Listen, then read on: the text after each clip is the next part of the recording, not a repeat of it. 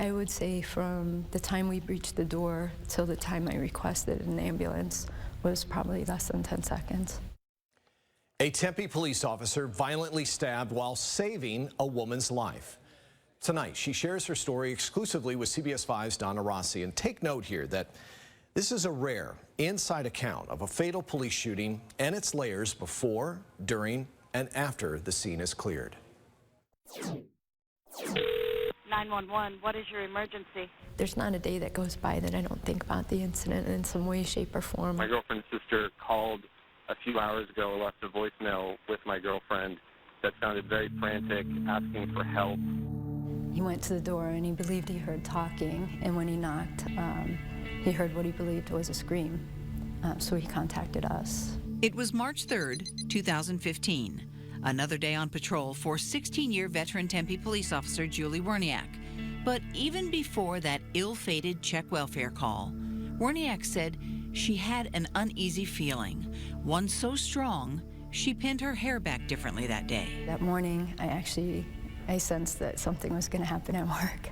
Did you get those feelings often throughout your career? I never had them before I went to work. I've had, my intuition on calls has told me that maybe there's something amiss, but never like that where I actually altered the things that I did prior to going into work. Werniak's intuition proved true when she and another officer responded to a condo near Curry and Scottsdale Roads at 12:35 that afternoon. Explained saying that the girlfriend's sister left a message for help earlier today. When Officer Hampton came on scene, she told me she was going to start running her recorder right away because she had a bad feeling about the call. No one could reach the 25-year-old woman who lived there after she sent several cryptic messages to family members asking for help. We knocked and announced over 15 times, and we weren't hearing anything initially. The woman was not answering calls or text messages. Officers learned she lived there with her boyfriend, 26-year-old Matthew Metz. The victim's father arrived on scene. Werniak could not fight back tears as she recalled the woman's father arriving on scene. He said, "I received a message from my daughter, and all it said is, 'I love you.'" And he said, that's not nice to hear, but I'm concerned. And I told him we were concerned too, but that we would make sure she was okay. More officers rushed to the scene as Officer Hampton reported hearing rustling inside the condo from her position just outside the Arcadia door in back. I'm hearing muffled screams from a female inside there. Did you say screams? Yes, like muffled as if something's covering her mouth.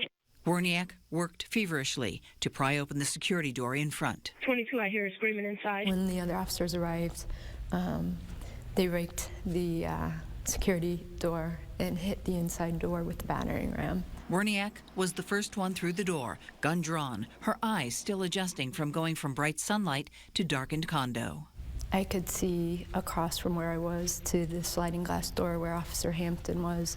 Do that inside. I'm going to try to force entry into the back. And I also see the silhouette of the suspect standing over the victim. And I see him reach overhead and drop his weight down 2 times, and then he spun and took off out of sight.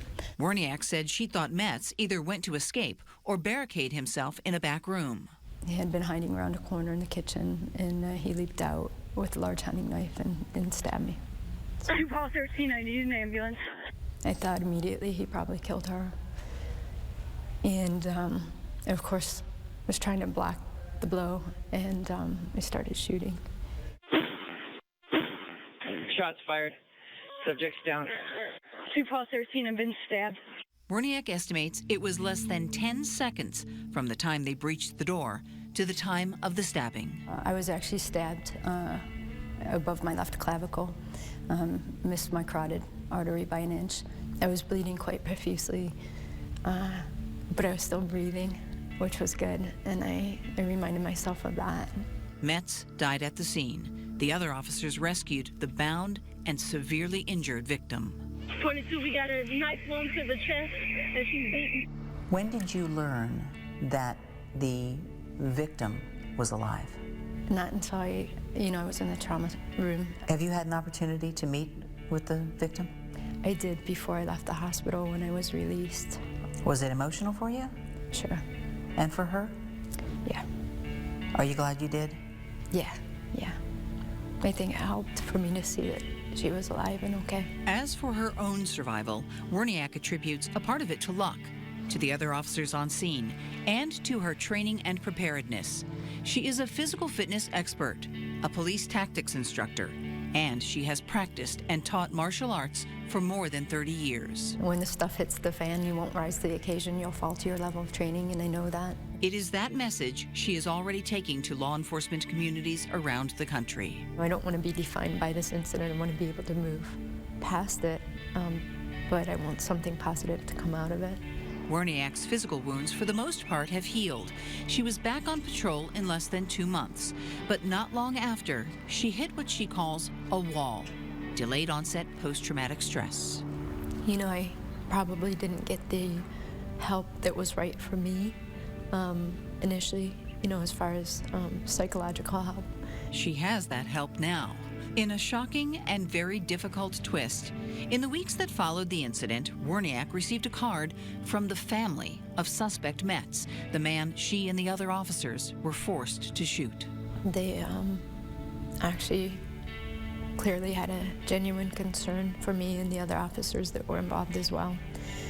And they actually thanked me for saving the victim's life. There's one simple message Werniak hopes people hear about those who put their lives on the line to safeguard the community. That we're human and that people need to understand that, you know. They forget, kind of look at us as robots, but we're not. You know, we bleed just like everybody else. We have feelings like everybody else.